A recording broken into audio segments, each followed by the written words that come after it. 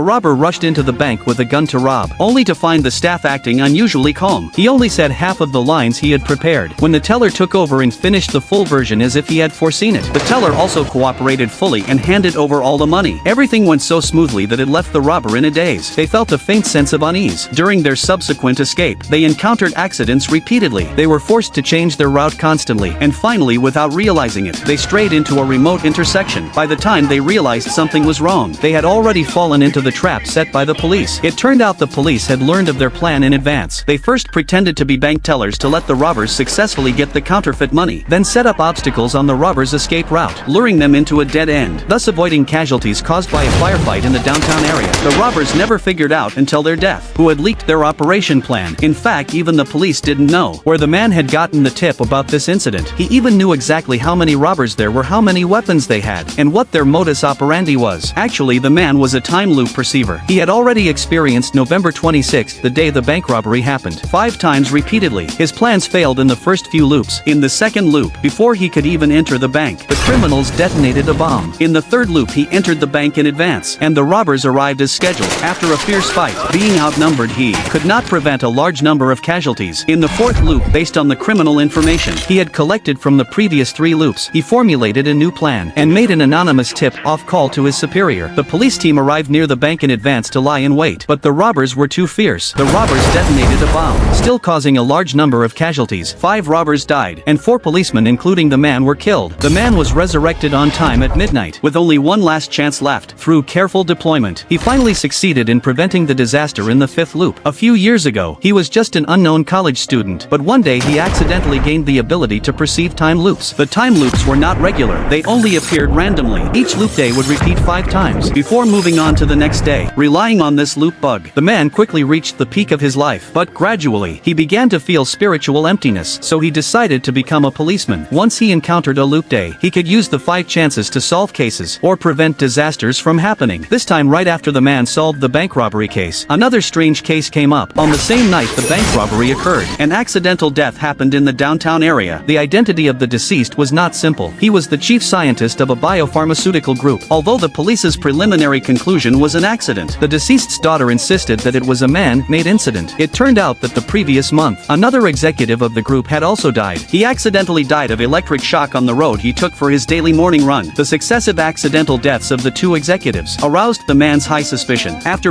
investigating carefully, he indeed found clues, but as the investigation went deeper, he discovered that the person behind the scenes was also a time loop perceiver. What kind of conspiracy is this biopharmaceutical group hiding after all?